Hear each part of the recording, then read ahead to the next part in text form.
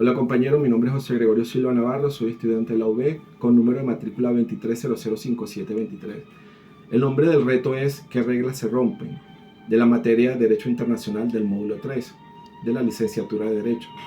El nombre de mi asesor educativo es el Dr. Filiberto Eduardo. El nombre de la película que elegí para este reto es El francotirador. En mi desarrollo de la película antes mencionada, realizaré una descripción y análisis de las leyes, tratados, espacios, territorios y organismos internacionales que se encuentran implícitos en ella.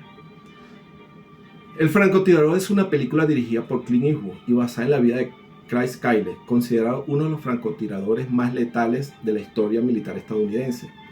La película se centra en la carrera de Kyle y su experiencia durante la guerra de Irak. A continuación les proporcionaré una descripción y análisis de las leyes, los tratados y espacios, territorios y organismos internacionales que se encuentran implícitos en relación a la película. Las leyes. El francotirador se menciona y se implican las leyes relacionadas con el conflicto bélico y el combate. Las leyes de guerra, también conocidas como el derecho internacional humanitario, establecen los límites y las reglas que deben seguirse durante los conflictos armados para proteger a los civiles y minimizar el sufrimiento humano. Esto incluye la prohibición de ataques indiscriminados, el trato humanitario a prisioneros de guerra y la protección de los no combatientes. Tratados. Aunque la película no se centra específicamente en tratados internacionales, se puede inferir que el conflicto en Irak está relacionado con eventos y políticas que surgieron después de la invasión liderada por Estados Unidos en el 2003.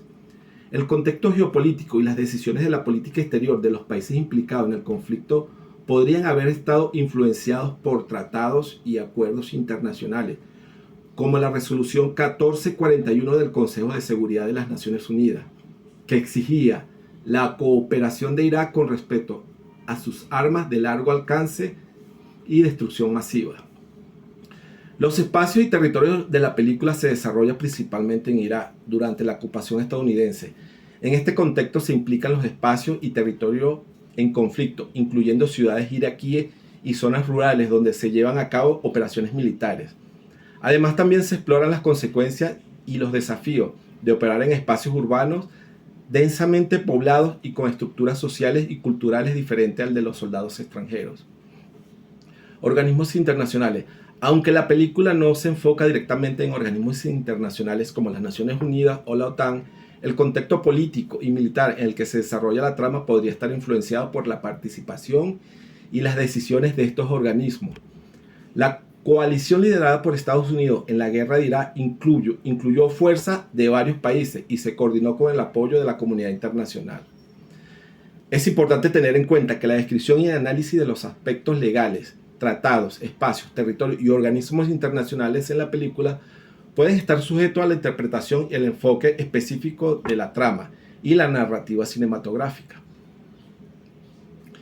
Mi conclusión al respecto es: en el derecho internacional, el principio de no intervención o de deber de un Estado de no intervenir en los asuntos domésticos de otro constituye una norma fundamental del actual derecho internacional y uno de los principios rectores de las relaciones internacionales contemporáneas. El derecho internacional, que comienza a desarrollarse después de la Segunda Guerra Mundial, el principio de no intervención, pasó a constituirse en una de las reglas básicas de las relaciones internacionales. Así lo reconoce la Carta de la OEA y los instrumentos constitutivos de otras organizaciones internacionales. Y dicho principio quedó consagrado en importantes resoluciones de la Asamblea General de las Naciones Unidas. También la jurisprudencia de la Corte Internacional de Justicia, el órgano judicial principal de la comunidad internacional, ha avalado la no intervención como una norma fundamental del derecho internacional en vigor. No atentar contra la soberanía nacional implica respetar la autonomía y el gobierno legítimo de cada país. El principio de la soberanía nacional establece que los países tienen derecho a tomar decisiones y establecer políticas dentro de sus propias fronteras, sin interferencia externa. Esto implica que las naciones deben abstenerse de intervenir militarmente en otros países sin una justificación legítima y autorización correspondiente, como la defensa propia o una acción respaldada por la comunidad internacional, como una resolución del Consejo de Seguridad de las Naciones Unidas. El respeto al derecho internacional es fundamental para mantener relaciones pacíficas, equitativas entre las naciones. El derecho internacional se basa en los tratados, acuerdos y normas aceptadas por países y busca regular las relaciones entre ellos y promover la cooperación entre diversas áreas como los derechos humanos, el comercio, el medio ambiente y el uso de la fuerza. Los estados deben cumplir con las obligaciones y responsabilidades establecidas en el derecho internacional y se espera que sus acciones estén en consonancia con los principios y normas establecidas en dicho marco legal. En el contexto militar, respetar el derecho internacional implica seguir las leyes y convenciones que rigen el conflicto armado, como los convenios de Ginebra y los protocolos adicionales.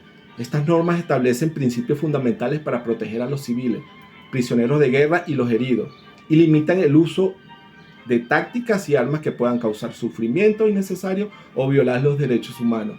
En resumen, la importancia de no atentar contra la soberanía nacional y el respeto al derecho internacional radica en el mantenimiento de la paz, la estabilidad en el escenario mundial y el respeto mutuo entre las naciones. Estos principios ayudan a prevenir conflictos innecesarios para proteger los derechos humanos y promover un orden global basado en el respeto y la cooperación entre los estados, creando un ambiente propicio para el desarrollo sostenible, la justicia y el respeto de los derechos humanos a nivel global.